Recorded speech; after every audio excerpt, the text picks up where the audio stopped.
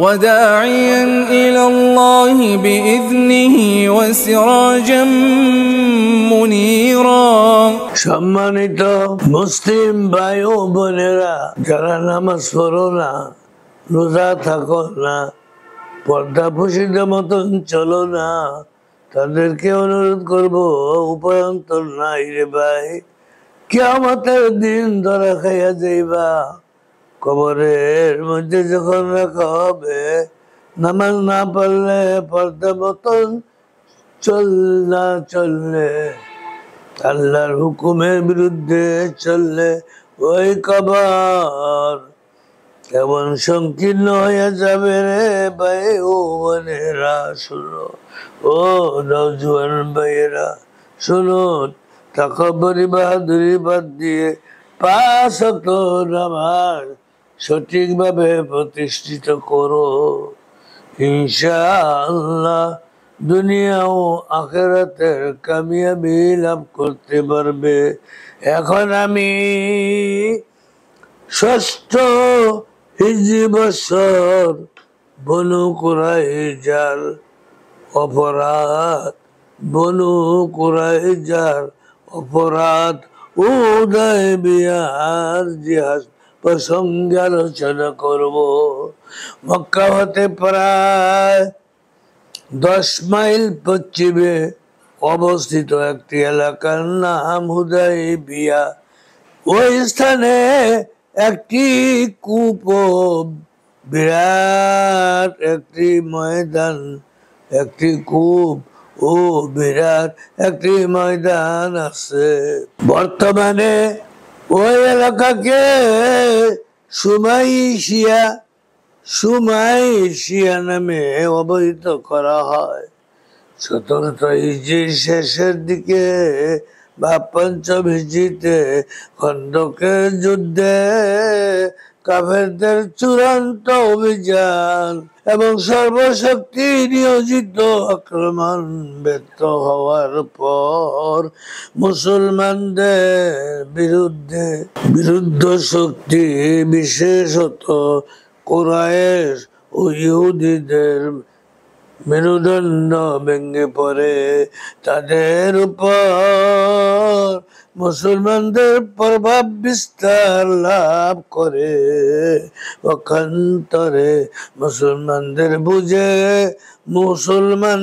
বুকে নববলের সঞ্চয় হয়। পূর্বাপেক্ষা তারা অধিক নির্ভীক হয়ে পড়ে। স্বয়ং আল্লাহ সুবহানাহু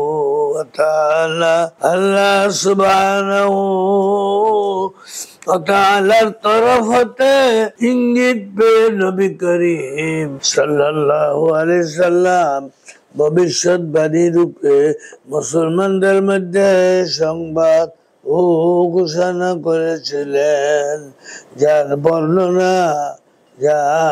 বর্ণনা বুখারী শরীফে 2য় খণ্ড 90 নম্বর পৃষ্ঠায় 3963 নম্বর হাদিস।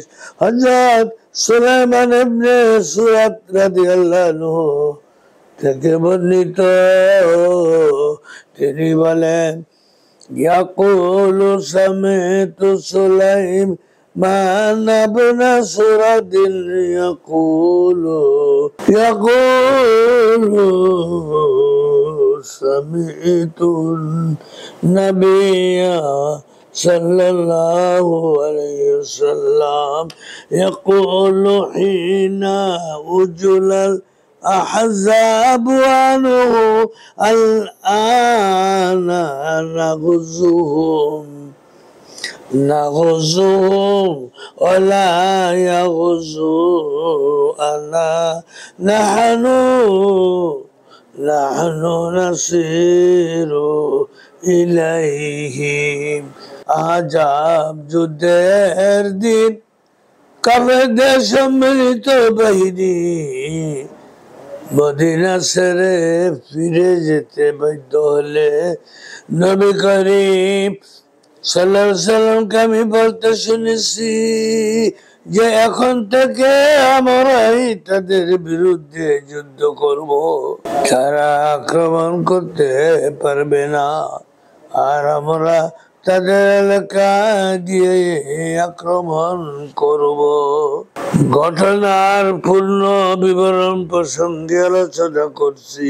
আল্লামা নুরউদ্দিন হালাবি রচিত সিরাত হালাবিয়া ৩য় খণ্ড ১২ নম্বর পৃষ্ঠায়, বেদায়া ওয়ান নিহায়া ৫ম খণ্ড ১৩৭ নম্বর পৃষ্ঠায় বর্ণিত ৬ষ্ঠ হিজরি সনে একদা হযরত রাসূল খুদা সাল্লাল্লাহু আলাইহি ওয়াসাল্লাম স্বপ্ন দেখলেন যে তিনি নির্বিঘ্নে সাহাবীগণ সহ মক্কার হরম শরীফের মসজিদে প্রবেশ করছেন।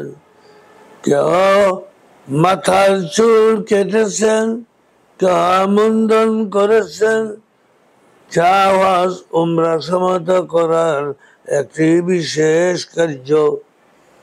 নবী করিম সাল্লাল্লাহু আলাইহি ওয়াসাল্লাম তার এই স্বপ্ন সাহাবীগণের নিকট প্রকাশ করলেন এবং জিলকদ মাসে উমরা করার জন্য মক্কা রওনা হবেন স্থির করলেন। নবী করিম সাল্লাল্লাহু আলাইহি ওয়াসাল্লামের স্বপ্ন তো ওহির মতো হতে অবাস্তবের কোনো অবকাশ নেই, কিন্তু স্বপ্নের মধ্যে মক্কা নির্বিঘ্নে প্রবেশের দিন তারিখ নির্দিষ্ট করা হয়নি।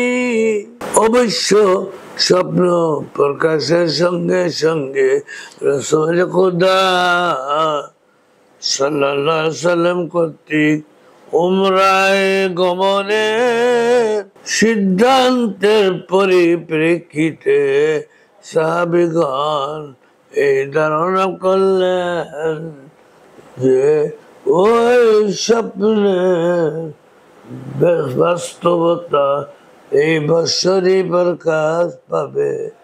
মুসলমানগণ নির্বিঘ্নে মক্কায় যেয়ে উমরা সমাপ্ত করতে পারবে। এই পরিস্থিতিতে সাহাবীগণের মধ্যে উমরায় যোগদানের বিশেষ সাড়া পড়ে গেল। প্রায় ১৫০০ সাহাবী রাসূল খুদা সাল্লাল্লাহু আলাইহি ওয়াসাল্লামের সঙ্গী হলেন। জিলকদ মাসে রাসূল খুদা সাল্লাল্লাহু আলাইহি ওয়াসাল্লাম মদিনা হতে মক্কা বিমুখে যাত্রা করলেন। হেরেম শরীফে আল্লাহর নামে জবাই করার জন্য যেই জানোয়ার সঙ্গে নেওয়া হয়েছিল উহাকে হাদি বলা হয়।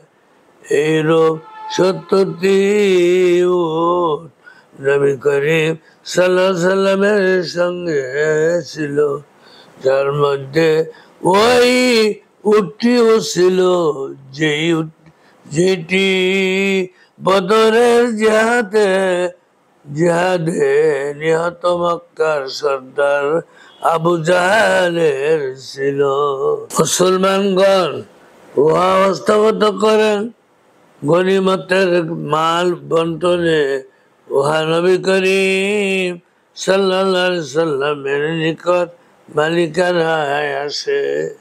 মদিনা হতে অনতি দূরে জুল হুলাইফা নামক স্থানে বসে রাসূল খুদা সাল্লাল্লাহু আলাইহি ওয়াসাল্লাম ও সাহাবীগণ উমরার ইহরাম বাঁধলেন এবং তথাপতে গোপন খবর সংগ্রহকারী একজন লোককে অগ্রগামী করে পাঠিয়ে দিলেন মক্কাবাসীদের অবস্থা ও মনোভাবের সংবাদ সরবরাহ করার জন্য। এসব ব্যস্ততার পর রাসূল খুদা সাল্লাল্লাহু আলাইহি ওয়াসাল্লাম অগ্রসর হতে লাগলেন।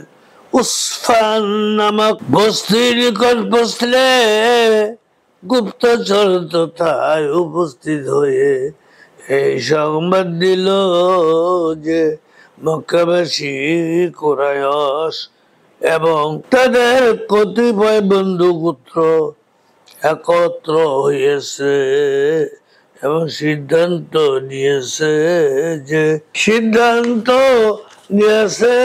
আপনাকে মক্কায় পুষতে দিবে না, আপনাকে নিশ্চয় বাধা দিবে, অবশ্যই যুদ্ধ করবে। নবী করিম সাল্লাল্লাহু আলাইহি সাল্লাম সাহাবীগণের সঙ্গে পরামর্শ করলেন। হযরত আবু বকর রাদিয়াল্লাহু আনহু পরামর্শ করবে। সিদ্ধান্ত হলো যে উদ্দেশ্যে এসেছি শান্তিপূর্ণভাবে সেই উদ্দেশ্য অগ্রসর হব। আখিরু দাওয়ানা আনিল হামদুলিল্লাহি রাব্বিল আলামিন।